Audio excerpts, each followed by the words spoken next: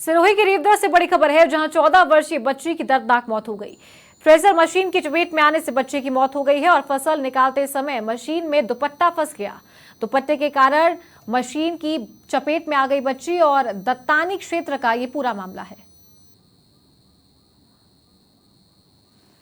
तो सिरोही के रेवदर में 14 वर्षीय बच्ची की दर्दनाक मौत हो गई। थ्रेसर मशीन की चपेट में आने से बच्ची की मौत हो गई है।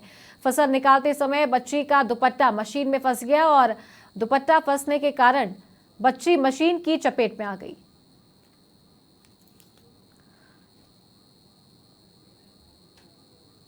तो इस हादसे के बाद से परिजनों का रो रो कर बुरा हाल है और आसपास के इलाके में मातम का माहौल छा गया।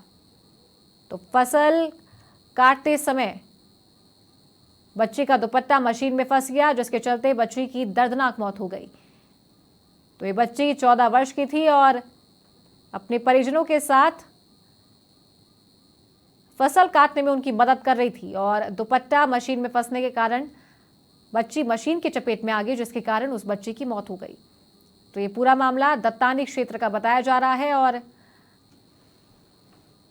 आसपास के इलाके में मातम छा गया। परिजनों का रो रो कर बुरा हाल है और थ्रेसर मशीन की चपेट में आने से इस बच्ची की मौत हो गई। और हमारे सहयोगी जितेंद्र हमारे साथ फोन लाइन पर जुड़ गए हैं। जितेंद्र, 14 वर्षीय बच्ची की मौत हो गई है, फसल काटते समय ये दर्दनाक हादसा हुआ, क्या ज्यादा जानकारी है पूरे मामले को लेकर? जी चारू, एक खेत के ऊपर एक बच्ची और उसके माता पिता अरंडी की फसल कट रही थी। थ्रेसर का मशीन चल रहा था और जब बच्ची मशीन के पास थी तब वह मशीन की चपेट में आ गई और उसका दुपट्टा फंसने के कारण उसकी गर्दन मशीन से टकरा गई और गर्दन की हड्डी टूटने से उसकी मौत हो गई मौके पर ही। जी सर।